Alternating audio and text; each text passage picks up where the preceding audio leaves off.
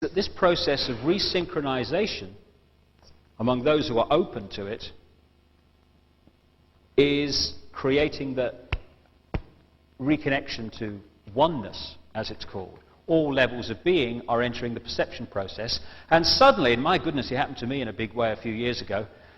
I was going around for a while saying, "Excuse me, what planet is this?" And I get so many letters from people, increasing numbers as the weeks pass, who say, some of them from business people, who say, "How come that all my life I've thought this system and that everything was the way to do it, and I've been dominated by growth graphs and shareholders' profits, and then suddenly I can see it as the sham it is. What's happened? Why haven't I seen it before?" Very constant thing that I get in letters. The answer is, before, dominated. After, resynchronization with other levels of self. Therefore, perception changes, understanding becomes wider. This process is happening among increasingly large numbers of people. It's not made the national news yet because it has to be in letters 10 feet high with knobs on before the national news pick it up. But it's growing and growing and growing outside the public arena all the time, and there'll be many people in this audience who will have gone through it or are going through this process of reawakening and reevaluating our lives and our place in the world.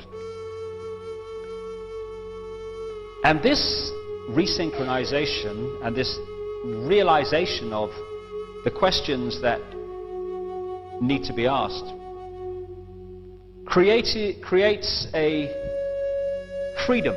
Certainly has within me. I couldn't recommend it more. It's a freedom from caring less what people think about you, do about you, as long as you can justify what you're doing to yourself. It's a freedom that, to echo Martin Luther King, allows you to say that we are free at last, we've found the ultimate freedom. The freedom to think for ourselves and to live what we believe is right and not have someone else impose their belief system upon us. It's a freedom that allows you to ignore the ridicule and condemnation and go beyond what is scientifically and politically acceptable, even if people in the short term find it funny. For goodness sake, it's what's politically and scientifically acceptable that is destroying the world.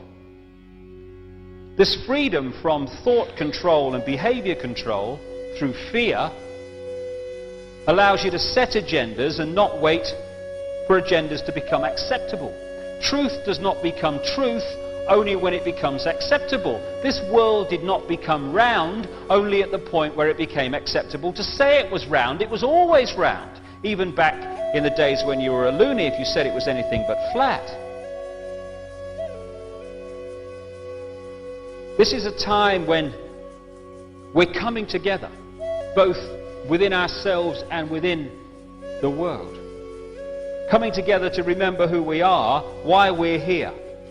A time above all to spread peace and love across the planet in our own lives and out to everyone else. And I don't mean love in the sense that we've come to accept it on earth, which is about I love you if what you do is acceptable to me.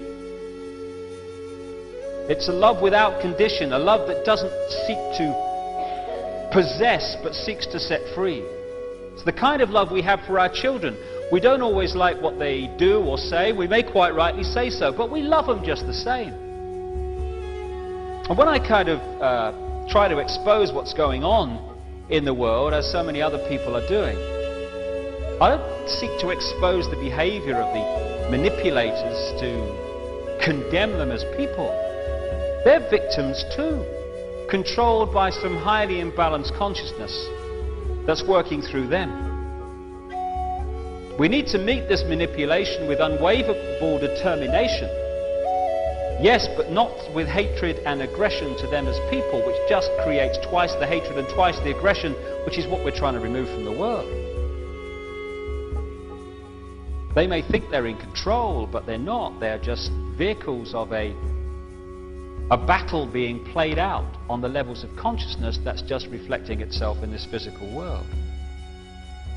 We all have a big decision to make in the world today.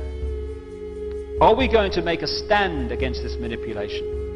and dedicate the rest of this physical life, and it's only one of an infinite number we choose to have, to speed the emergence of love and freedom in this world? Or are we going to shrug our shoulders, have a good laugh, order another beer, switch over the TV channel, and allow ourselves to become another official microchip implanted robot? If we sit down or look the other way, that's what we're voting for, and more important, that's what we're condemning our children to also.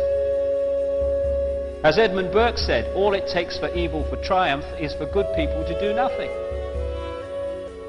We are the generations today that are in a point of decision that can allow us to leave our children in a nightmare, or be the first generations for goodness knows how long to leave our children a better world than the one we found.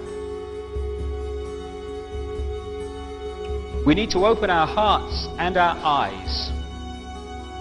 Through our hearts we can take the spiritual path, projecting love and harmony in the world, but through our eyes we need to be streetwise also to events unfolding around us. If we fuse the streetwise and the spiritual, then it will become an unstoppable tidal wave of change, a change that will reveal the truth about humanity, that we are not evil, we are not stupid, but we can appear to be both sometimes if we fall for the manipulation. And that's a very good point, a positive point that comes out of all this. I keep hearing what I've tried to say, we need a better world, we need this, we need the other. We get this thing, you probably had it too, you'll never get past human nature, mate. That's the problem, not worth it. But hold on a minute. It's documented in very detailed terms how the two world wars in this century were engineered and manipulated into existence. And these other major wars in the world, that wasn't human nature, that was engineered, manipulated human nature. Human nature in its true form is very different to the one we are supposed to accept as the case. This assault on human freedom, such as the criminal justice bill in this country, is not only curbing freedom of those that it appears to be aimed at, people like the homeless and the travellers, it's part of a sequence to suppress all peaceful protest. If they'll take away the freedoms of travellers and the homeless, they'll take away freedoms of anyone when it suits the plan, even those in the leafy lanes of suburbia. As one victim of the Nazis said, first they came for the communists, and I did not speak out because I was not a communist. Then they came for the trade unionists, and I did not speak out because I was not a trade unionist. Then they came for me, and there was no one left to speak out for me. More than anything, I feel we need to let the divisions between us fall away. These phony wars and phony divisions that are created to divide us, because they're not real divisions, they've been manufactured on the classic principle of divide them and then you can rule them.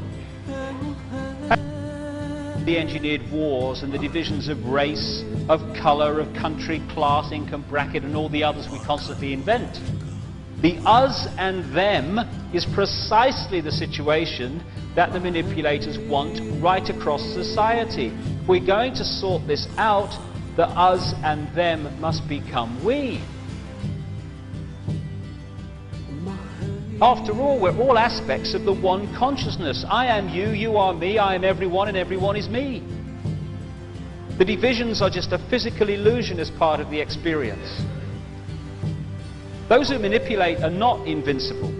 The power is their secrecy and public apathy.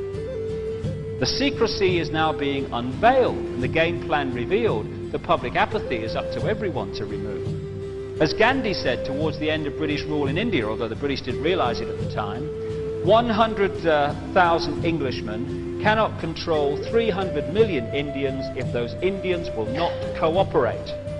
And it's time, well past the time surely, when we cease to cooperate with the manipulation that is seeking to imprison us and more than ever imprison our children.